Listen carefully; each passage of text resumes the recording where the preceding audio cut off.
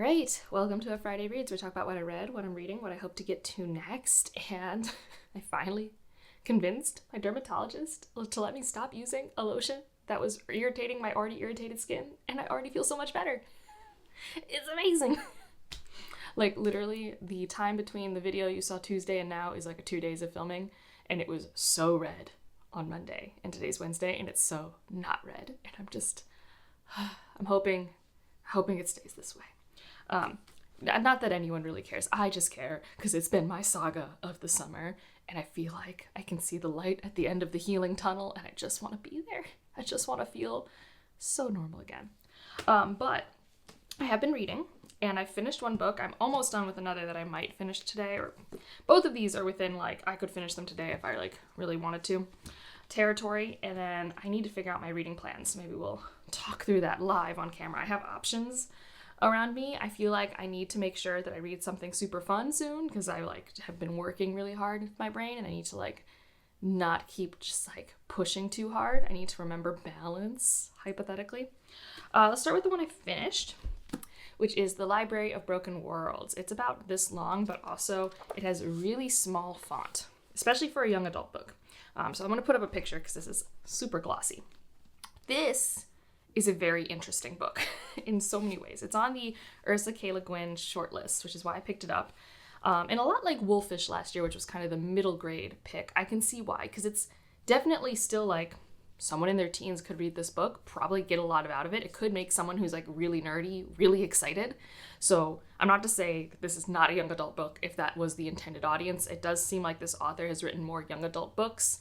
They are also known for The Memory Librarian, which is the Tidal novella in the Memory Librarian collection, which is a collection where Janelle Monáe worked with a bunch of African-American authors. I think primarily African-American. There might also be African authors. Black authors and Janelle Monáe worked together to make that collection, and she wrote the titular novella, which is also about a library, and also kind of about a lot of the themes you see in this book, and also very woo, this world building is a lot. So this is a really hard book for me to review because on a whole, I think in theory, I like a lot what it's doing. But in execution, in terms of enjoyment level of reading, it was definitely some low lows, some high highs. It's hard for me to figure out where that balance is. I was reading a lot of reviews that some people were comparing it to the world building depths of Machineries of Empire, which is, if you are new here, one of my favorite sci-fi series, and I definitely see that. That's definitely there. I also think of The Quantum Thief, if you've ever read that sci-fi book. I also think of Gideon the Ninth. So a lot of exposition, low sci-fi that has a lot of systems, terminology, world building that you might not have your natural brain space to insert a placeholder. Because I don't know how a lot of people read sci-fi fantasy, but for me, when I'm introduced to a new thing, I usually try and find a placeholder to help me keep going, to keep the momentum up, because I don't need to know everything. And it was just harder here because it's so weird, and it's a lot, and it does take a long time to really tell you the purpose, and I think it's just juggling thematically a lot. And I think because of that, some of the themes I think land fairly well. And some of them, I'm I don't know if I got the payoff that theme deserved based off the time we spent on it, if that makes sense. Especially the ending. I don't think the ending worked well for me. I kind of, at the end of this book, just wanted to be done. I was just done. I was tired. I was exhausted. I wanted to see how it ended. And I didn't really get this big, yes, we were working up to this moment. But that said, there was just so much innovation, novelty in this work, while also trotting on normal themes, especially in the sci-fi space, of those who are being oppressed, the kind of the compromises we make in a society to allow for genocides and wars. That's definitely a big theme here. And then, at its core, it's a coming-of-age story for our main character, who is a secondary AI of this library. Her trying to, keep holding on to the fact that, yes, she is a person, and what does she want to be as a person? Well, also, this whole story is also her dealing with something that happened to her when she was really young, that was wrong, and that she's always been hiding from. And I think that's the theme that was handled the least well for me. Because there is content warning for not explicitly on-page sexual abuse. And it's definitely a thing she carries with her, which makes sense. Like, that's not my issue. But how it came to the forefront in the grand climax of the story and how we dealt with how she processed it, I don't know if it really worked for me. But the other themes about the world, I liked kind of there's like a religion associated with like quantum mechanics that I thought was interesting. And it's not that I needed things to be explained. I just think sometimes the writing style, my brain would just be like, I can't see what you're writing. Like, I just can't visualize, feel, find a space in my brain for the sentences. And some sections I was super in it, and others I was just glazing over words and just trying to get to something that resonated again. So it's an odd book. I definitely think if you were at all thrown off because it's like a young adult book, the books I'm comparing it to are not young adult books. So if the books I'm comparing it to are books that you have found interesting, you should try it out, because it really doesn't have a lot of the tropes and trends we associate in the young adult age range. So, but again, that said, I'm sure there is a young reader out there who would read this and be like, oh my gosh, this is like amazing for me. It's, it really opens up their imagination. Like, it's not like it's not for a young audience. It's just like it uses a lot of the trends and trappings of adult SFF. So yeah, it's a weird one. It's a real weird one. A lot of emphasis on stories and hidden stories. And always, again, there is like a big trial that's happening. And I always wonder, like, there's this whole revealing of a past truth. And I do think more and more, I wonder how powerful that actually is, because I'm just really jaded in our own world. It's like, nothing's changed when we reveal our past truths, really. I mean, like, maybe on small scales, but like in terms of big, grandiose government movements. But I do think here, the fallout of revelations actually feels proportional and makes sense. It's just that, like, a lot of times in some works, it's just like, all we have to do is get the truth out. And if we get the truth out, everything will be okay. And I'm like, I don't think that's how it works. So anyways, I've rambled a long time for that one, but it's been most of my brain space. The next Ursula K. Le Guin book that I've been reading, and I've read about half of it so far, maybe 45%, and that is Orbital, this little baby book. I was buddy reading it with my friend Shannon.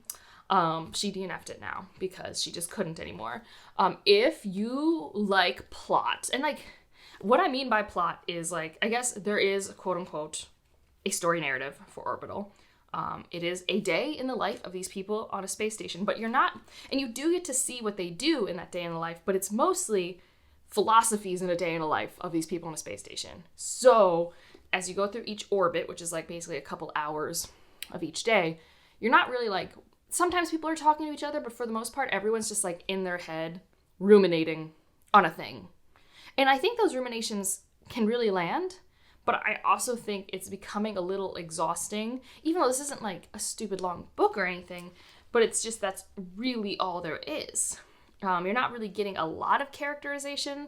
I mean, obviously a part of someone's character is how they think and how they philosophize, but there's other things too. How do they feel with certain situations? You get a little bit of that, but it mostly just feels like a space and a situation for this author to just write down their thoughts on a lot of these different things. And that's okay. It's just, I think, a little long for that. Like, I think, let's see, this little book, it's like 200 pages. I think I'd like that for like 100 pages, which is probably actually about where I'm at. Yeah, I'm at 92 pages. So I got 110 pages more.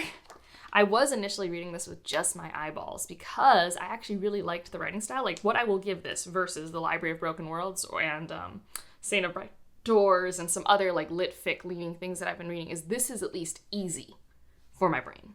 I don't have to work super hard, although I do glaze over the descriptions of Earth. I'm not a visual reader, and like, I just don't care about the picture that's being drawn of what, in theory, the space station is seeing of Earth. It doesn't really translate to me, but other parts are translating fairly well. I just think maybe it's going to overstay its welcome. Just a smidge. We'll see if switching completely to the audiobook will help me with momentum, because I was just struggling the last 2 days of reading that. And then my fun read, and it has been fun, hence why I've still been reading it, it's been Tidal Creatures by Johnny Maguire. It's the third book in the Alchemist Journals, and the first book's Middle Game, one of my favorite books of all time. This will not become even remotely near that book. But it's also not like the 2-star that Seasonal Fierce was. It's probably going to be a comfortable 4-star fun read for me. And I think what I need to like warn people about, or maybe it's a great thing for you like it is for me, this book is pretty much 100% exposition. If you don't like info dumps, steer clear. This is not the book for you. All I am doing this entire book is getting new information or confirming information I thought I had pieced together of different parts of this series. That's this entire book. If you don't like fan service moments, like, getting to see Roger and Dodger again, stay away from this book, because that's one of the reasons I got really excited, just like with Seasonal Fears. I think this one's stronger than Seasonal Fears because our two main perspectives, and there are other perspectives too, but if I had to say who are our two main characters of this story, are not like actually the characters that are tied to each other. In Middle Game, Roger and Dodger, they are entangled. In the second book, we have these two characters who I can't even remember their names because I care so little for them, but they are in love, and there's this whole seasonal court situation. I think one's summer and one's winter, and I don't know. Regardless, they are high school, like, sweethearts sort of thing. And in this one, we have a cuckoo who is meant to be the embodiment of part of a moon's companion. And then we also have a moon incarnate. But they are not, like, this companion is not meant to be the companion for this moon. That's our main perspective. And I think it's just really working seeing these two characters dealing with their own things, but they're also just great sources of exposition, and they're just, like, kind of fun to follow. And we have other characters too, like I said, that come up. And, like, if you've been like, when will the world open up to me and make sense? This is like I said, this has answers to so many questions. I'll be curious when I finish this. Like, I think there's supposed to be, like, 5 books in the series? I don't really know where we go from here. But I am having fun. Like, I'm excited to read it more later. I only have, like, 130 pages left. I have to do a lot of outside stuff today, so this has been mainly my audiobook. Sometimes I immersion read it. So, as we've kind of seen, is I have one fun book that I'm almost done with, and I've been reading a lot of heavy books. I know for sure that in a few days, like, I guess when you're seeing this video, I'll be starting It Lasts Forever and Then It's Over. Super short. With Shannon, we're going to try buddy reading this next, reading about, like, 40 pages a day. Oh, does it look like a book I would read for school. I don't know what there is about it, but, like, it should be fine. I'm hoping it's good. It's going to discuss, I don't know so much grief, but the main character is dead and observing the world. And then what should I read next? There's a part of me that's like, perhaps the stars. I'm like, Angela, that's probably going to burn your brain out. Like, your brain's been working too hard. You need to, like, breathe a little, because I still have to finish Orbitals, and then I'm reading this. And, like, my brain is still, like, this morning is when I finished The Library of Broken Worlds, and it's a little, like, oh. So, I have my stack of books here that I'm looking at, and I don't know what I'll be in the mood for. So, I've been wanting to read a book that's part of our Patreon Buddy Read, because we've been doing a readathon this week. So I might start reading some short stories from Lost Places, sci-fi short story collection by Sarah Pinsker. But also, if I need something with a little romance in it, not that either of these are traditional romance books, I got Bitter Medicine, and I have The Emperor and The Endless Palace. Now, the big thing is I need an audiobook, and I think I for sure have this as an audiobook available. But also, worst case, if neither of these are things I want to read audio and I still need an audiobook that's fun, I can read the next Verkosigan book. So that might be what I do. Because, like, outside today, I need to work on, like, a tiny little home improvement project, and I need to clean up. There's a lot of sticks on the ground. We had a really, really, really big thunderstorm yesterday. Came with tornado warnings and everything, and it had, like, I think one big gust of wind that was like 80 some miles an hour, and like my entire street's oak trees, everyone like lost a branch or two. We lost a huge branch on one of ours, and the city's actually already cleaned it up, but there's still just a lot of branches everywhere. So I should probably clean that up. And I already needed to mow the backyard. And like I said, my little home improvement project is like waterproofing and painting my wood thresholds for some of my outdoor doors. So I need an audiobook for like all of that. And I just don't know. Sometimes when I'm reading like more romance things like this or this, sometimes audiobook's great. Sometimes I don't want an audiobook and I have no idea what my mood will be. But I do like that these are short and probably more consumable than some of the heavier things. Because after I read Orbital and that other novella, I only have 2 more Ursula K. Le Guin books left. And I probably won't read them this week. Actually, I probably won't read them till the very end of the month because I have a vacation next weekend. And so I probably won't get to it then. But then I only have 2 more Ursula K. Le Guin books. Who knows how easy they'll be for me to read. And I don't have audiobooks for either of them, but I only have 2 more. And I've been playing a lot of Horizon. Because that's what I do when I have some time off, is play a lot of Horizon. Right now, I'm just putzing around, looking at question marks, upgrading gear, living my best life. What are you reading, doing, watching this weekend? If you just want to leave an emoji to let me know you're here. Ooh, leave me a world for the Library of Broken Worlds. And otherwise, like if you liked it, subscribe if you want to, and I'll see you in the next one. Bye.